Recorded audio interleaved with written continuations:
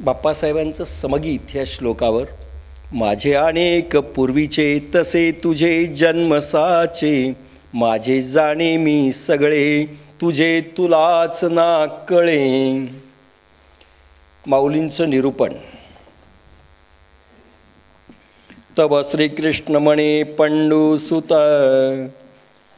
तो विवस्वत जय होता ते आम्ही नसो ऐसी चित्ता भ्रांती जरी तुझ. त्यानंतर श्रीकृष्ण म्हणाले, अर्जुना जेव्हा तो विवस्वान होता तेव्हा आम्ही नव्हतो अशी जी तुझ्या चित्ताला भुरळ झाली आहे. आपण पाहिलं ह्या अध्यायामध्ये राजर्षी योगाचं प्रतिपादन भगवान महाशंभूनी महायोग कधी दिला आपण फार डिटेल 7-8 तास विषय झाला. हा महायोगारंभ कधी झाला, भगवान शंभूनी भगवान विष्णूला केव्हा दिला, त्याच्या 4 ब्रँचेस कशा झाल्या आणि त्याच्यामधली राजर्षी योग म्हणजे बुद्धियोग ही ब्रँच भगवान विष्णूंनी सूर्याला दिली, सूर्याने विवस्वान मनूला दिली आणि विवस्वान मनापासून चंद्रवंश आणि सूर्यवंशांच्या शाखा आपण फार विस्तार रूपाने पाहिल्या. आणि भगवान गोपालकृष्ण आणि पांडव हे चंद्रवंशामध्ये येतात. तोपर्यंत राजर्षी योग लोपला हे भगवंतांनी सांगितलं. ज्ञानयोग चालू आहे विश्वारंभापासून आजपर्यंत. भगवान शंभूनी महायोग ज्यावेळेस सुरू केला तर 80,000 ऋषींना पहिल्यांदा महायोग दिले. महायोग म्हणजे ज्ञानयोग दिलेला आहे. ती परंपरा अजून चालू आहे, अव्यात चालू आहे. पण राजर्षी योग लोपला ह्या धरेवरनं. म्हणून ज्ञानेश्वरीचा खरा आविष्कार राजर्षी योगासाठी आहे आणि त्यालाच बुद्धियोग देखील म्हटलेला आहे. तसा बुद्धियोग ज्ञानयोगालाही उपयोगी शब्द आहे म्हणून त्याचं एक फोड व्हावी म्हणून राजर्षी योग स्पेशल म्हटलेला आहे. आणि राजे लोकांकरता हा आवश्यक आहे. कर्मयोग हा प्रापंचिकाकरता, ज्ञानयोग एकदम संसारातून निवृत्ती झालेल्या लोकांना आणि राजर्षी योग राजे लोकांकरता आहे आपण पाहिलं. आणि हा मिळण्याकरिता मात्र काय पात्रता लागते भगवंतानी काल सांगितली. त्याच्या पूर्वीच्या याच्यात भगवंतानी हे सांगितलं, जे वैराग्याची शिवण देखती विवेकाची भाषा नेणती ते मूर्ख केवी पावती मज ईश्वरा. ते जवळपास 5-6 तास ही उभी झालेली आहे की कोण कोण डिबार्ड आहेत.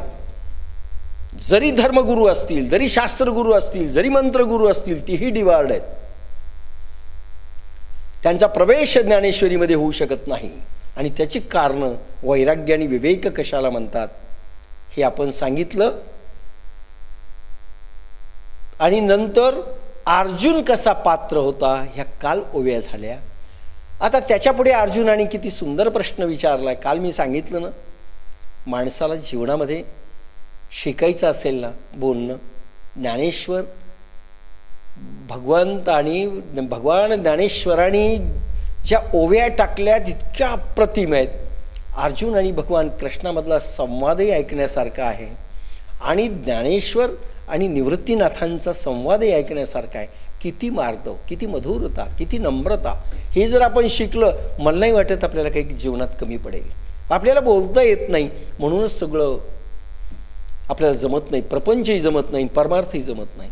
ज्याला बोलता येत नाही त्याला काहीही जमणार नाही. हे तितकंच करत. म्हणून अर्जुन किती सुंदर प्रश्न आणि किती नम्रतेने विचारतो की भगवंताचा अहंकार थोडाही दुखावला जाऊ नये. कारण सिद्ध गुरूंचा अहंकार जर दुखावला गेला तुम्ही संपले. एकदा गुरु रुसला की तुम्ही आउट. परमेश्वर रुसला त्याला तुम्हाला हे करता येईल. कोणती ओवी आहे? कबीर. कबीरा हरि के रूठते गुरु के शरणे जाय कहे कबीर गुरु रूठते हरि नहीं होत सहाय. अरे गुरु जर रुसला तर हरी देखील साह्याला धावत नाही, आणि हरी जर रुसला तर गुरु साह्याला धावतो. आणि म्हणून ज्यावेळेस कबीराकडे परमेश्वरी आले आणि गुरु आले, एकाच वेळेस दोघांचं प्रगटीकरण झालं. आसन एकच होतं. आता सांगा कोणाला आधी बसायला सांगावं? दोनही असतील तरी कोणाला अगोदर बसायला सांगावं? सगळ्यात मोठी अडचण. आणि ती एक परीक्षा होती. गुरुला बसायला सांगावं तर परमेश्वर नाराज, परमेश्वराला बसायला सांगावं तर गुरु नाराज. आता नाराज तर दोघालाही करायचं नाही, कसरत आहे. पण कबीराणी इतकं सुंदर एक ओवी टाकली, ती आहे गुरु गोविंद दोनों खडे किसके लागू पाव, बलिहारी ओ गुरु की जाने गोविंद दिनो बताय. पहा कसं किती सुंदर की दोघेही उभे आहेत माझ्या समोर, परंतु गुरुला मी पहिल्यांदा नमन करतो. भगवान म्हणतात, तव श्रीकृष्ण म्हणे पांडू सुता, तो विवस्वान जय होता, तय आम्ही नसो ऐसी चित्त भ्रांती जरी तुझ. अरे अर्जुना, तुला वाटतं ना की मी विवस्वानाला वियोग हा कधी दिला? मी तर आत्ता जन्मलो. अशी तुला भ्रांती उत्पन्न झालेली आहे की मी कसा सांगितला. कारण भगवंत म्हणतात मी सांगितला विवस्वानाला. तरी तू गाहे नेणसी पै जन्मे आम्हा तुम्हासी, बहुते केली परिण स्मरसी आपुली तू. अरे बाबा, तू हे जाणत नाहीस की आम्हा तुम्हाला पुष्कळ जन्म होऊन गेलेले आहेत, परंतु तुला आपल्या जन्मांची आठवण नाही. भगवान गोपालकृष्ण म्हणतात, अर्जुना तुला आठवण नाही रे तुझ्या जन्माची, पण मला माझे सगळे जन्म स्मरतात. सोपेत म्हणून मी पुढे सरकतोय. मी जेणे जेणे अवसरे, जे जे होऊनी अवतरे, ते ते समस्तही स्मरे धनुर्धरा. मी जेणे जेणे अवसरे, जे जे होऊनी अवतरे. ज्या ज्या वेळी जे जे रूप घेऊन मी अवतरतो त्यावेळेस ते ते रूप सर्वच मला स्मरते. ती पहा, कारण माझी ज्ञानशक्ती आवरणरहित आहेत, माझ्या अंकित आहे. मी नित्यशुद्ध स्वभाव, ज्ञान स्वभाव, मुक्त स्वभाव आहे, सर्वातीत आहे. तुझी ज्ञानशक्ती धर्माधर्म, रागद्वेष, लोभ, मोहादिनी आच्छादित आहे. तू तिच्या ताब्यात आहेस. मी सर्वज्ञ आहे, तू अल्पज्ञ आहेस, म्हणून तुला कळत नाही. भगवान म्हणतात, अर्जुना ज्या ज्या वेळेस मी अवतरित होतो, मी म्हटलं ना परब्रह्माच्या मुशीतला अवतार. भगवान गोपालकृष्णाला अच्युत म्हटलेलं आहे, यांची च्युती नाही. भगवान विष्णूला नाही आहे हा भाग. भगवान शंभू देखील जाणार आहेत आणि भगवान ब्रह्मदेवही जाणार आहेत. ब्रह्मदेवाचा 50वं वर्ष चालू आहे. एका दिवसामध्ये 14 इंद्र जातात ब्रह्मदेवाच्या. सध्या ब्रह्मदेवाची दुपार चालू आहे आणि ज्यावेळेस ब्रह्मदेवाची रात्र सुरू होते त्यावेळेस 1 कल्पपर्यंत सृष्टी संपलेली असते. पूर्ण रात्रभर ब्रह्मदेव योग निद्रेमध्ये असतात. त्यावेळेस संपूर्ण विश्व संपलेलं असतं. अंधार तम आसीत स्थिती. असेल दुसरीकडे एखादं विश्व, ती गोष्ट वेगळी. आपल्या ब्रह्मांडातला ब्रह्मदेव झोपला की आपली सृष्टी गेली म्हणून समजा. आता तो विषय नको. आता आणि भगवान अवतरित होतात. अवतरती ती अवतारा. परब्रह्म स्वरूप ज्यांनी अनंत ब्रह्मांड निर्माण केली, एकेका रोमावर कित्येक विश्व निर्माण केलेत, तो परब्रह्म परमात्मा त्या ब्रह्ममुशीतून अवतरित होतो, ते भगवान गोपाल कृष्ण आहेत. अवतार.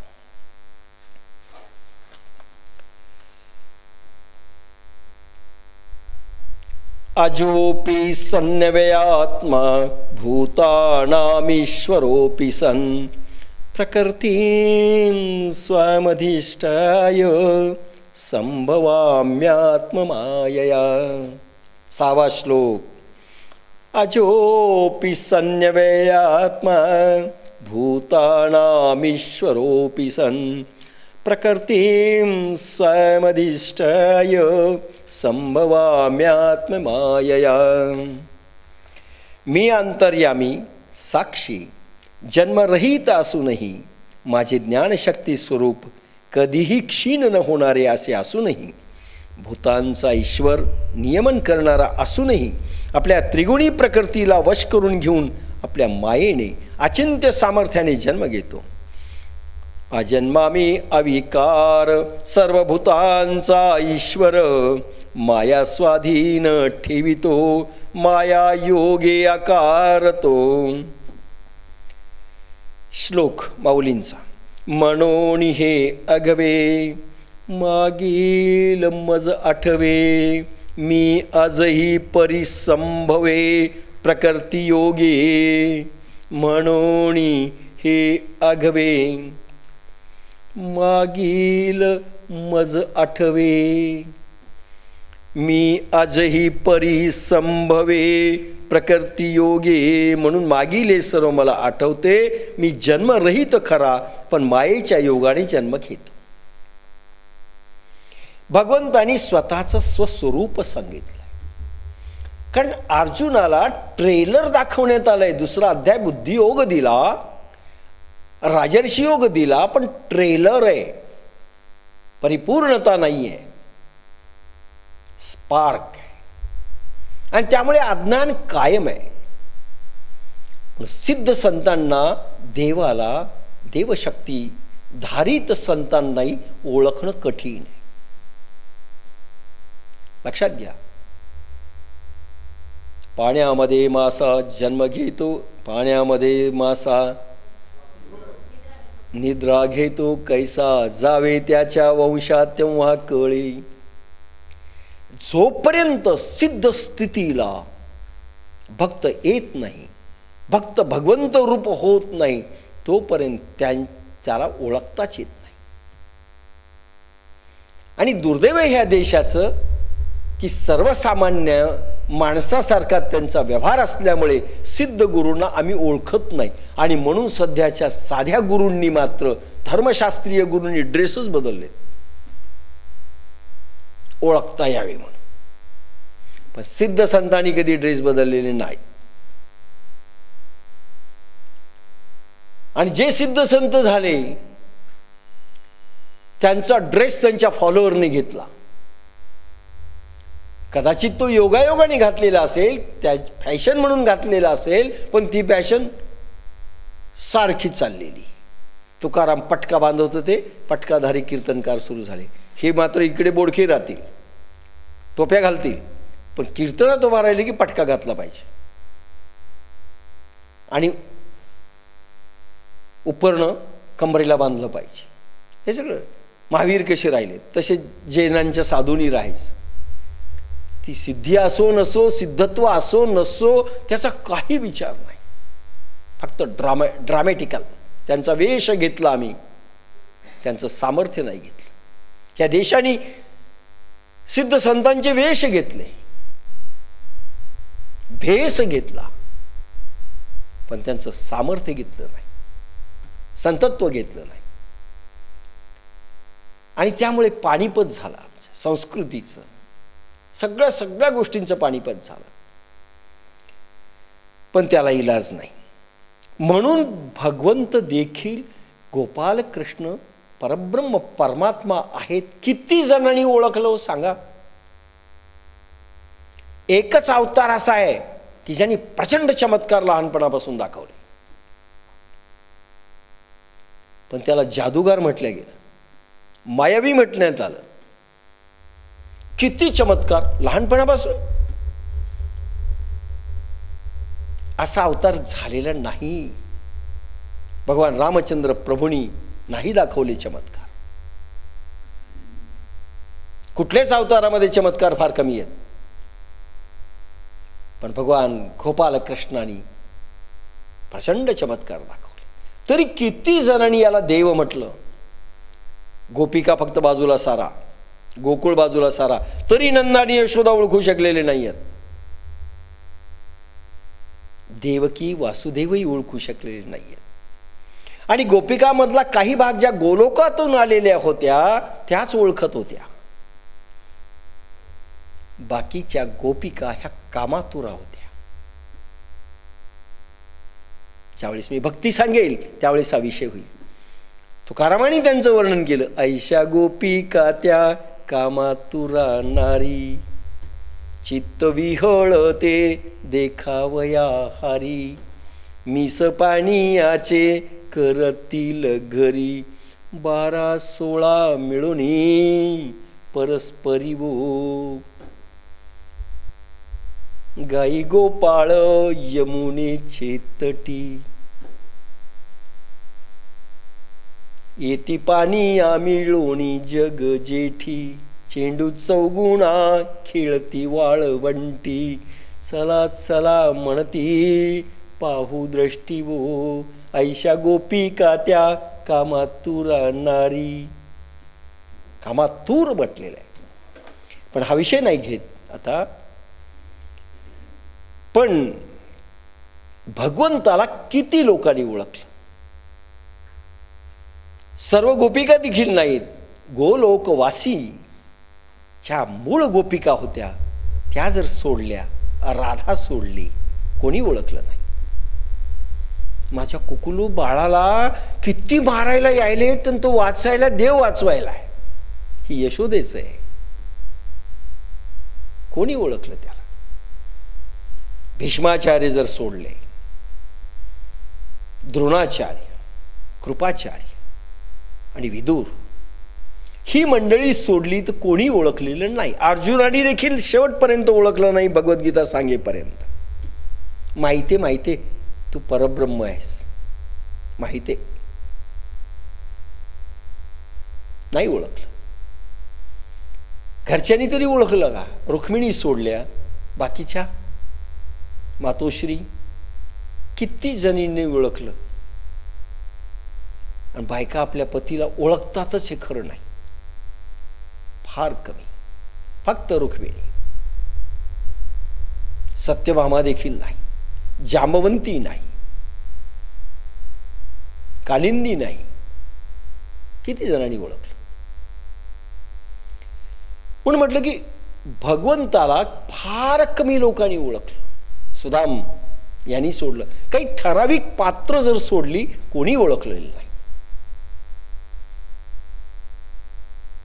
आणि म्हणून म्हटलं की ज्यावेळेस भगवंतालाच ओळखत नाही तर संताला किती ओळखणार आहेत. या देशामध्ये संताला कसं ओळखण्यात येईल ते तर चमत्कारही दाखवत नाहीत. अशा वेळेस तर अजून कठीण आहे, अजून कठीण आहे. सहन करतात ते वार, पण चमत्कार दाखवत नाही. बोलणं सहन करतील पण दाखवणार नाही. महावीरांच्या कानात खुंट्या ठोकल्या, पण महावीरांनी एकालाही श्राप दिलेला नाही, नाही दिला. गौतम बुद्धांसाठी वेशा आणून त्यांच्या समोर अशी टाकली मड आणि म्हटलं यांनी मारलंय. छळ भयंकर केला. एक आता गोष्टी सांगत नाही, पण ओळखलं नाही म्हणून भगवान अर्जुनाला सांगतायत, बाबा रे मी अवतरित झालेलो आहे आणि माया माझ्या माया अधीन आहे. आपण मात्र मायेच्या अधीन आहे. आपण मायेच्या अधीन आहे. आणि जितेंद्रिय झालो की आपण देखील मायापती होतो, मायेच्या अधीन. याला टेक्निकल भाषेत अजून वेगळा शब्द आहे. भगवंताकडे 3 शक्ती आहे. त्याच्यात एक स्वरूप सिद्धी आणि एक लीला करणारी शक्ती. या दोन शक्ती आहेत. तर भगवंतांनी लीला केल्या, त्या लीला शक्ती घेऊन आणि स्वरूपसिद्धी घेऊन ते प्रगट होतात. कर्तुम अकर्तुम अशी शक्ती असते ती. भक्तीमध्ये सांगत असताना काही गोष्टी येतील, तर मधून मधून थोडा टच तर मी सारखा सांगतोय मी भक्ती सांगेल त्यावेळेस सगळं सांगेल, पण आधीच सांगितलं गेलेलं असेल बरंच पार्ट. खूप आपण बोललोय भक्तीच्याही विषयावर, ते नाही असं नाही. म्हणून मागील हे सर्व मला आठवते, मी जन्मरहित खरा, अजन्मा आहे मी. म्हणून गदी मांडुळकरांचं तर काव्य अजन्मा जन्म असी आला, गीत गोपाल. अजन्मा जन्म असी आला, पण मायेच्या योगाने जन्म घेतो. माझे अव्ययत्व तरी नशे, परी होणे जाणे एक दिसे. ते प्रतिबिंबे मायावशे, माझी या चिठ्ठाई. माझे अव्ययत्वत्तरीण नाशे, माझे अविनाश पंत नाश होत नाही. मी जन्म घेतो म्हणजे मी मरणार असं समजू नका. आपण जन्म घेतला की जाणार हे मात्र नक्की आहे. पण प्रभूने जन्म घेतला, प्रभूची डेथ झाली असं नाही. प्रभू मेले, प्रभू गेले, प्रभू वैकुंठवासी झाले, नो. माझे अविनाश पण नाश होत नाही. पण अवतार घेणे व संपवणे हे जे कार्य दिसते ते माझ्याच ठिकाणी मायेच्या योगाने. पण पारध्यानी बाण मारला भगवंताला आणि भगवंत निजधामाला गेले. याचा अर्थ भगवंताला मारला म्हणजे भगवंत मेले असं नाही, निमित्त असत. रामचंद्र प्रभूंनी चमत्कार दाखवले नाही, सामर्थ्य दाखवलंय पण बाणातून दाखवलंय. चमत्कार फार कमी दाखवले. रामाने राज्य केलं लवकुशांना घेऊन. लक्ष्मण, भरत, शत्रुघ्न सगळ्यांना काही भाग दिला सांभाळण्याकरिता. प्रभूंनी रामराज्य आणलं. रामराज्यांचं वर्णन फार चांगलं आहे, पण आता नको ते. पण त्यांची जाण्याची वेळ झाली. विश्वप्रभूंनी सूचना द्यावी म्हणून यमधर्मराजाला पाठवलं. काळ पुरुष सांगायला आले होते की रामा, तुमचं संपलं आयुष्य, बस. त्याच वेळेस आपण असतो तो रडापडी, मृत्यूपत्र. एकच सेकंद नाही लागला. तो बाकीचं सांगत नाही, दुर्वासांचं काय श्राप दिला काय नाही, तो नको. राम उठले लगेच शरयूकडे. सगळा भार सोपवला लवकुशांवर, भावावर जायचं. सगळी अयोध्या नगरी एका मिनिटात रामाच्या मागे गेली. तुम्ही जा, आम्ही बघतो म्हणून नाही. शरयू तीरावरती आले,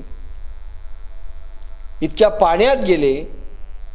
रामाने प्रत्येकाला सांगितलं, ज्याला यायचं असेल मी सदैव घेऊन जातो वैकुंठाला. आणि आख्यायिका अशी आहे, संबंध नगरी गेलेली आहे. पण रामराज्यानंतर तुकाराम एकच असे संत झाले देहूमध्ये की मी पूर्ण देहू सदैव वैकुंठ गमन करून नेऊ शकतो. कोण तयार आहे? बायको गेली नाही. जा म्हणले तुम्ही, कोणी गेलं नाही. मला वाटतं निळोबाराय जर असते त्या दिवशी, निळोबाराय नक्की गेले असते. आणि निळोबारायांनी फायदा कोणीही घेतलेला नाहीये तुकाराम महाराजांचा. निळोबाने घेतला. आणि निळोबा तिसऱ्या दिवशी आल्यानंतर म्हणले, गेले कसे गुरु? मला ब्रह्मसाक्षात्कार करून देतो म्हणाले होते. आणि बसले उपाशी त्या दगडावर जिथे तुकाराम महाराज निघून गेले. 3 दिवस मी देहत्याग करी. गुरुनी स्वतः यावं. पांडुरंग आले. नाही म्हणले. लोकांनी अशी आख्यायिका उडवली. पांडुरंग आले आणि म्हणाले तुझं तू नको, मला तुकाराम महाराज पाहिजे. नको असं म्हटलेलं नाही, म्हणू शकत नाही भक्त. कारण पांडुरंग मुक्त करत नसतो, देव मुक्त करत नसतो. त्याला सद्गुरूच हवे असतात. देव सिद्ध्या देतो, मुक्ती नाही. 1-2च उदाहरणं अशी आहेत की देवाने मुक्त केले. रामदास असतील, अजून काही असतील. डायरेक्ट नाही कधी प्रभू देत. माध्यम प्रभू निवडतो. माध्यमाशिवाय काही मिळत नाही. आणि ते म्हणाले नाही, मला सिद्ध्या नको आहेत, मला माझे गुरु पाहिजे. आणि शेवटी 3ऱ्या दिवशी परत वैकुंठाहून यावं लागलं. मस्तकावर हात ठेवला, पूर्ण केलं, निघून गेले. काय सामर्थ्य या धारेवरच. पण कोणी ओळखलं तुकारामांना? कोणीच नाही. नाही ओळखला. मग भगवंताला कसे ओळखतील? म्हणून अर्जुनाला भगवंत सांगतायत की मी अवतरित झालो, तुला जन्म तुझे कळत नाही पण मला कळतात.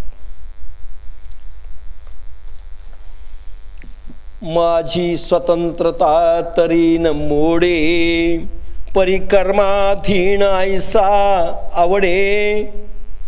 तेही भ्रांती बुद्धी तरी घडे एरवी नाही. माझी स्वतंत्रता तर भंग होत नाही, परंतु मी कर्माधीन आहे असे जे दिसते तेही थरथरणारी बुद्धी असली तरच दिसते. याच्या उलट बुद्धी तशी थरथर नसली, म्हणजे स्थिर असली तर मी कर्माधीन आहे असे दिसत नाही. म्हणजे कर्मात असून स्वतंत्र दिसतो. पुरुष व साधकाला हे गुण करण्यासारखे. माझी स्वतंत्रता तनी न मोडे, परिकर्माधीन ऐसा आवडे. तेही भ्रांती बुद्धी तरी घडे एरवी नाही. भगवंतानी मनुष्य देहामध्ये अवतार घेतल्यानंतर त्यांनाही कर्म त्याज्य नाही. पण त्यांचं कर्म आणि आपल्या कर्मामध्ये फरक आहे. आपलं कर्म पाप आणि पुण्य दोन्ही निर्माण करतं. पुण्यात्मक पाप, पापात्मक पाप. त्यांचं कर्म काहीही केलं तरी अकर्म आहे. निष्कर्म नाही, अकर्म आहे. कर्मरहित कर्म आहे. आणि मग भगवंत गोपाल कृष्ण कळालेच नाही. राम कळाले असतील, कृष्ण नाही कळाले. कारण एक बोलतात, एक दिसतात, एक चालतात. म्हणून कर्मरहस्य थिअरी अतिशय कठीण आहे समजणं. आता कर्मरहस्य अनेकदा मी 3ऱ्या अध्यायात बोललोय. आता विषय आणि पुन्हा ज्यावेळेस येईल त्यावेळेस हा विषय बोलणार आहे, त्यावेळेस हा विषय घेईल. पण भगवान गोपाल कृष्ण एकीकडे चोरी करतात. सत्य बोलावं हे त्यांनी सांगितलंय. चोरी रोज करत होते, एक दिवस गेला असं नाही. बरं एकाच घरात करत होते असे नाही, एखाद्या वेळी 4 घरही फोडत होते. पण यशोदेला सांगताना मैया मै नाही माखन खायो. त्याच्यात चपखल शब्द असे आहेत, मैया मैनेही माखन खायो आणि मै नाही माखन खायो. शब्दांचा थोडा हेरफेर केला, न इकडे तिकडे घातलं की अर्थ बदलतो. 3 गोष्टी एकदा भगवान कृष्णांच्या जीवनातल्या मी सांगितल्या होत्या. त्याच्यावरून ही कर्म थिअरी सांगतो. ज्यावेळेस उत्तरेच्या गर्भावर ते ब्रह्मास्त्र चालवल्या गेलं, अश्वत्थाम्याने चालवलं. शेवटचा वंश दिवा, कारण 5 पांडव अश्वत्थाम्याने, 5 पांडवांचे पुत्र अश्वत्थाम्याने मारून टाकले. पांडवांचा वंश दिवा काही शिल्लक राहिला नाही. आणि फक्त उत्तरेच्या अभिमन्यूची जी बायको आहे उत्तरा, त्याच्या गर्भामध्ये तो बालक जन्मलेला होता. म्हणजे बालक असा ठेवलेला होता, गर्भामध्ये होता. फोटस, आणि त्या बालकावर ते ब्रह्मास्त्र चालवलं अश्वत्थाम्यानी. जळत होती ती, पण धावा तिनं भगवान कृष्णाचा सुरू केला. आता अर्जुन पाहत होता, सगळे पाहत होते, ब्रह्मास्त्राला उत्तर पाशुपतास्त्र आहे. पण ब्रह्मास्त्राला पाशुपतास्त्र जरी उत्तर असेल तरी ते करता येत नाही, कारण सृष्टीचा संहार होतोय. हारजीतचा प्रश्न नाहीये, विश्व समाप्त होईल. इथे उत्तरेचा गर्भ वाचायचा आहे. प्रश्न पडला, भगवान गोपालकृष्णाचं सुदर्शनही काही करू शकत नाही, कारण ब्रह्मास्त्र आहे. कारण 3 देव सारखे आहेत ना, एक दुसऱ्याच्या विरुद्ध कधी भांडत नाहीत. आणि ब्रह्मास्त्र कोणाचं आहे? ब्रह्माच. सुदर्शन भगवान गोपाल कृष्णाचं, आणि त्रिशूळ भगवान शंभूच. तर त्यांचा ऑनर केला पाहिजे. भगवान गोपाल कृष्ण पळत आले, पाहतायत तर ब्रह्मास्त्र सुदर्शन लावलंय त्यांनी आजूबाजूला गर्भाच्या भोवती. आणि सुदर्शन एक काम करतं, गर्भाला धक्का लागू देत नाही, पण आगीनं जळत होती, तडफड तडफड करत होती. सुदर्शनची आग आणि ती ही आग. पण बालक वाचवायचं कसं? ब्रह्मास्त्र परत जायचं? भगवंतानी आपलं पुण्य खर्च केलं आणि 3 पण केले. नंबर 1, मी जीवनात खोटं बोललो नसेल तर. नंबर 2, मी ब्रह्मचारी असेल तर. आणि नंबर 3, मी युद्धातून पळून गेलो नसेल तर. आता सांगा, 3 गोष्टीत कोणती खरी वाटते व्यवहार दृष्टीनं? मी खोटं बोललो नसेल तर, हा खरं कधी बोलला? भागवत काढून पहा, महाभारत काढून पहा, हा खरं कोणत्या दिवशी बोलला? यशोदा मैया लहानपणापासून म्हणायची, बाळा शिकायत आली, तू चोरी केली? नाही मैया, ही माणसं आहेत ना, फार खोटारडी आहेत, फार खोटारडी. मी चोरी कशाला करू? आपल्या घरी इतकं पडलेलं आहे ना. आणि अगदी सोज्वळ चेहरा. तिलाही वाटायचं इतका भोळा हा, कशाला चोरी करायला जाईल? हे पाय आई, किती गाडगे भरलेत, आणि मी यांच्या घरी लोणी चोरायला जाऊ? खोटं नाही बोलली? अश्वत्थामा हत्ती मेला की अश्वत्थामा मेला, कोण खोटं बोललं? भगवान कधी खरं बोलले? तरी ते धर्मशास्त्रांच्या नियमाने खरं झालं की ते खरंच बोलले होते. नंबर 2, ते ब्रह्मचारी. ब्रह्मचारी कशाला म्हणतात? आपल्या दृष्टीनं, शास्त्रीय दृष्टीनं नाही. आपल्या दृष्टीनं बायको नाही केली की ब्रह्मचारी. मग किती बायका होत्या? 1. 16,000 कमी पडल्या म्हणून पुन्हा 108. 16,108 बायकांचा हा दादूला स्वतःला ब्रह्मचारी म्हणतो. नंबर 3, मी युद्धातून पळून गेलो नसेल तर. गेले नाही भगवान, कालियवन रणछोड दास तर नावच मिळाले. पण आता धर्मशास्त्रांचे नियम वेगळे आहेत. म्हणजे कर्म थिअरी सांगतोय की कसे अनाकलनीय आहे भगवंताचे सगळे कर्म. शास्त्र नियमाने काय? मी युद्धातून पळून गेलो नसेल तर. ज्या वेळेस धर्मशास्त्रामध्ये अशी आज्ञा आहे की ज्या वेळेस कोणी आपल्याला ललकारेल आणि आपण कोणाला ललकारलं, चल ये युद्धाला, त्यावेळेस भगवान पळून गेलेले नाही आहेत. आणि पळून जाऊ नये असं युद्धाचा नियम आहे. तुम्ही स्वतःहून जर चढाई केली कोणावर, युद्धातून पळून जाऊ नये. पण कोणी तुमच्यावर जर चढाई केली, तुम्ही पळून गेले तरी चालतं. मराठे ही गोष्ट शिकले, महाराष्ट्रांचं पानिपत कमी झालं. राजपुतांना हा अर्थ कोणी नाही सांगितला, म्हणून एकटाही माणूस लढत राहिला, एकटाही लढत राहिला.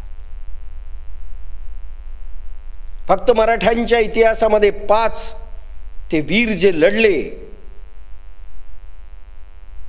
तोच फक्त अपवाद आहे, तोच अपवाद आहे. बाकी गणिमेकावा त्याच्यातनं उत्पन्न झाला.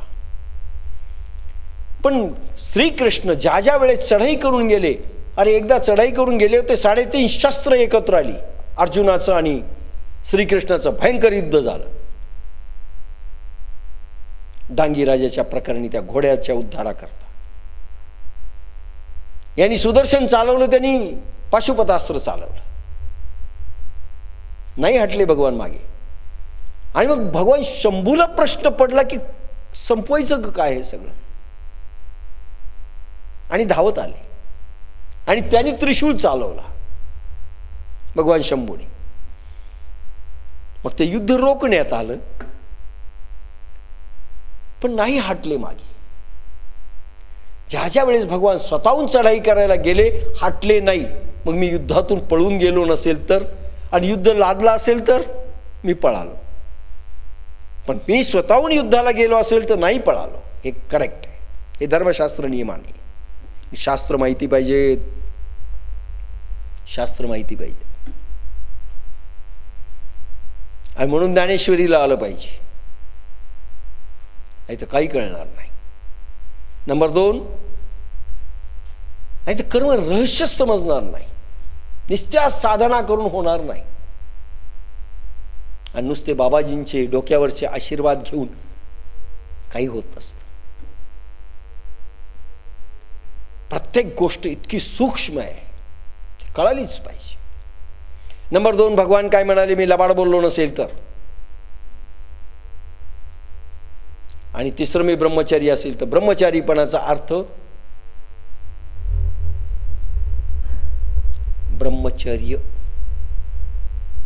परब्रह्म परमात्म्याचं ब्रह्मसाक्षात्कार झाल्यानंतर, परब्रह्म स्वरूपता आल्यानंतर जे आचरण करायला पाहिजे ते आचरण केल्यानंतर ज्या कर्माच्या लाटा लहरी निर्माण होत्या इंद्रियामधून, त्या अकर्माकडे जात असतात. म्हणून तुम्ही खोटं बोलले काय, युद्ध केले काय, भगवान गोपालकृष्णाने युद्धाला सांगितलेलं आहे समाधीमधून, आणि समाधीमधून युद्ध केलेलं आहे अर्जुनाने, म्हणून त्याला पाप लागलेलं नाही.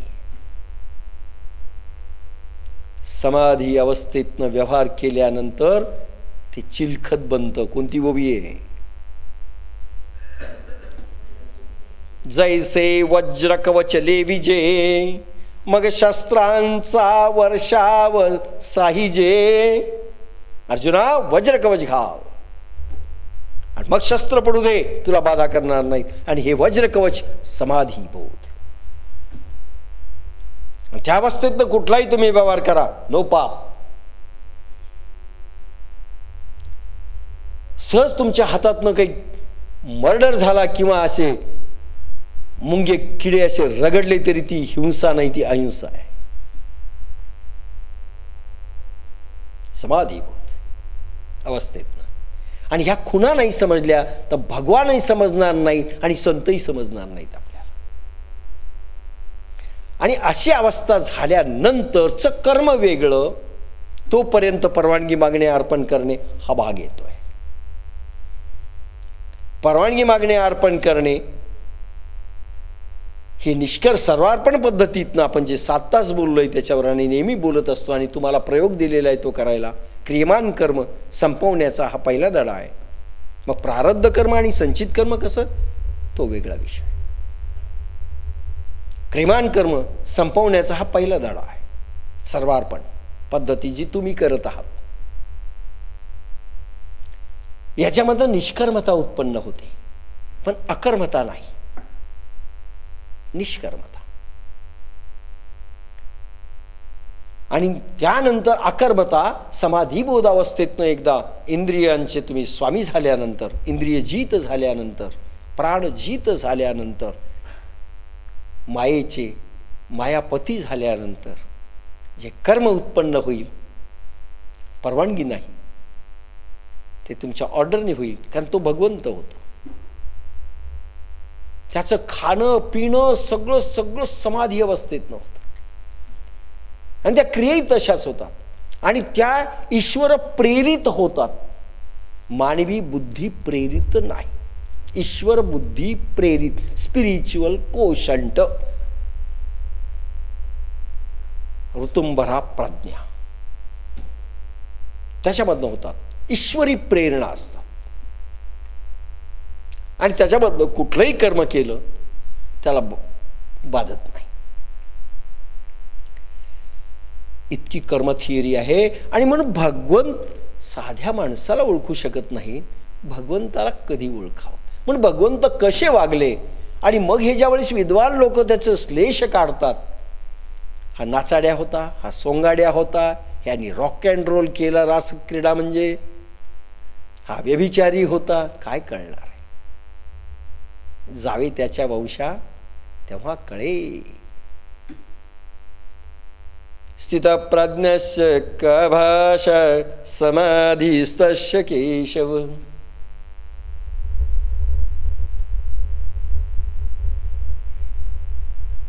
जाऊ द्या, किती झालंय. कोणती ओवी. माझी स्वतंत्रता तरी न मोडे. मी काही केलंय तरी मी स्वतंत्र आहे. स्वतंत्र म्हणजे मी मायापती आहे, मायेचा अधीन नाही, इंद्रियांचा गुलाम नाही, प्रकृतीच्या शक्तीचा मी गुलाम नाही, मी स्वतंत्र आहे. अशी स्वतंत्रता ज्या दिवशी होईल त्यावेळी सिद्धत्व आपल्याला येईल. इंद्रिय गुलाम झाले पाहिजे. आज आम्ही इंद्रियांचे गुलाम आहोत. माझी स्वतंत्रता तरी न मोडे, परिकर्माधीन ऐसा आवडे, तेही भ्रांती बुद्धी तरी घडे एरवी नाही. माझी स्वतंत्रता भंग होत नाही, परंतु मी कर्माधीन आहे असे जे दिसते ते वरवर थरथरणारी बुद्धी त्यांनाच दिसते. म्हणून मी रॉक अँड रोल, अरे रास क्रीडा आज खरी कोणी सांगतच नाही. खरं सांगू, भक्ती योग सांगण्याची ताकद, अध्यात्म कुठे संपतं, भक्ती सांगता येत नाही तिथे संपतं. आणि नंबर 2 समाधी, याचा अनुभव कोणी सांगू शकलेला नाही. धर्मशास्त्रात हा अपूर्ण भाग राहिला. कारण जे सांगण्यात येतं प्रत्येकाने एकच गोष्ट सांगितली. महर्षी अघोर, नारद मुनी, त्या ठिकाणी पाचारण होतं. हिमालयामध्ये ही सगळी साधू संत समाधीबोध अवस्थेमध्ये अनुभव घेत होते. सकाळची वेळ, सूर्यनारायण उगवलेला, पक्षी असे कलरव करतायत. त्या शिखरांवरती हिमालयांच्या मंद मंद समीर वाहतोय आणि महर्षी अघोर भक्तीवर बोलतायत. तितक्यात नारद मुनी आले. महर्षी अघोर पुन्हा कधी सांगेल, पण शांत आहेत आणि म्हणाले आता नारद सांगतील, त्यांचा अधिकार आहे. आणि नारदांनी काही शब्द सांगितले आणि पुन्हा सगळे समाधी अवस्थेमध्ये गेले, समाधीबोध अवस्थेत गेले. नारदा तुम्ही भक्ती सांगा. आणि मग त्यांनी यथा व्रज गोपिकाना, बस गोपींसारखी भक्ती, एकच वाक्य सांगून थांबले. आणि प्रत्येकाने विनंती केली, नारदा आम्ही तर ठीक आहे समाधी बोधातनं तुमच्याकडनं ऐकून तुम्ही तर प्रत्यक्षदर्शी आहात. अनेक घटना तुम्ही गोकुळातल्या पाहिल्यात, भगवंताच्या सानिध्यात राहिलात.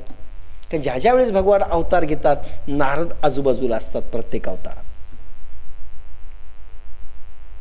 आणि प्रत्यक्ष आय विटनेस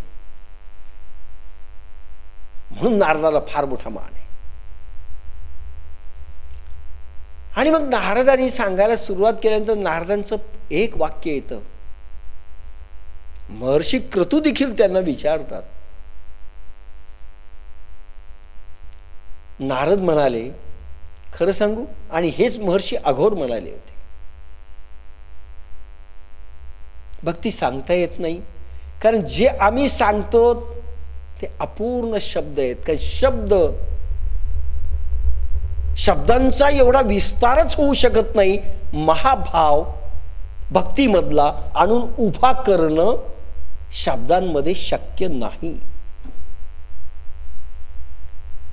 आणि मग भागवत कथेमध्ये राधा फार कमी येते, नाहीच. आणि मग लोकांना वाटतं राधा हे पात्र होतं की नाही. कारण असं म्हणतात की ज्यावेळेस शुकाचार्य राजा परीक्षितांना भागवत सांगत असताना राधा शब्द आले की मौन व्हायचे.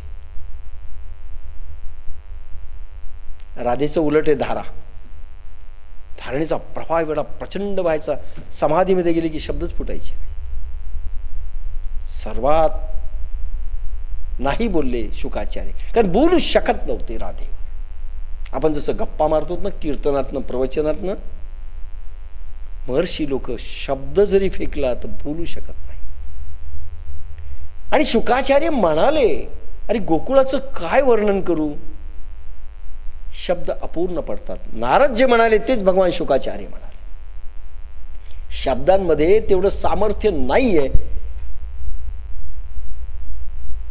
की त्याचं विश्लेषण करू शकू. म्हणून जे करायचं असतं ते शब्द टाकल्यानंतर वाटतं आपल्याला जे म्हणायचं होतं ते अपूर्णच राहील. आणि जे म्हटल्या गेलं त्याचा भाव आपल्या मनात होता हे सत्य नाही, मग हेही वाटतं आपण जे सांगितलं हे सत्य नाही, आणि जे सत्य आहे ते सांगू शकत नाही. त्याला भक्ती म्हणतात.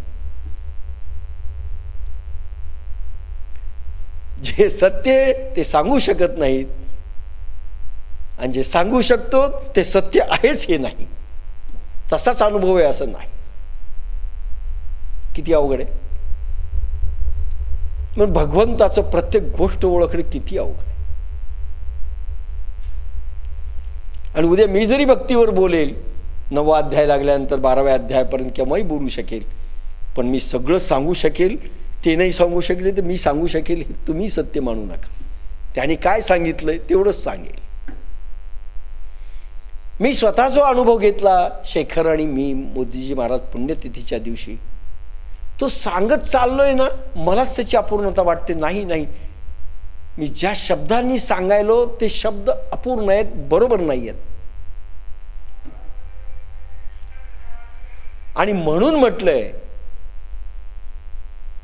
मौन.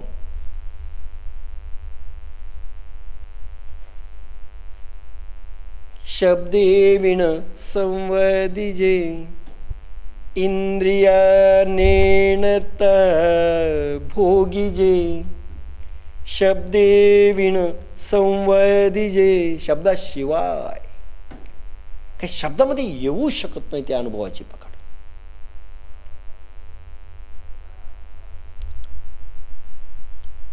सांगितलं गेलं तसा भाव होता, तसे अनुभव होते हे खरं नाही.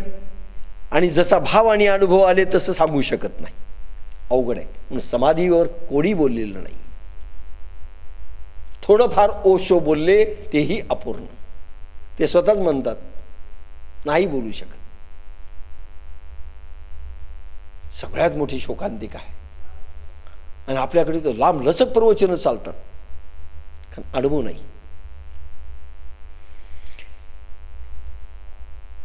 म्हणून भगवान गोपालकृष्णांची रास क्रीडा मी सांगत होतो. अरे रास क्रीडा नाही, महाभाव. काय रास क्रीडा आहे, कठीण आहे सांग.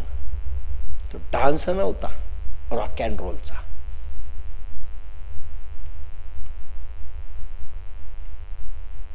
की एकची दिसे दुसरे, म्हणून म्हटलंय की तुला भ्रांती उत्पन्न झाली पण तू ओळखू शकणार नाहीस, तू ओळखलं नाहीस, तुला जन्म कळणार नाहीस, आणि मी कर्म कसं केलं हेही कळणार नाही. भगवंत म्हणतात. खोटं की खरं? आत्ताच तुम्हाला काही गोष्टी सांगितल्या की एकची दिसे दुसरे, ते दर्पणाचे आधारे, एरवी काय वस्तू विचारे दुजे आहे.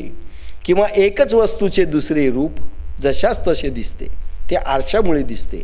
एरवी त्या मूळ वस्तूचा विचार केला तर तिला दुसरे रूप आहे काय. आरशासमोर तुम्ही उभे राहिले तर दोन दिसतात, एक तुम्ही आणि एक प्रतिबिंब आपलं. दोन माणसं दिसतात. दोन आहेत का?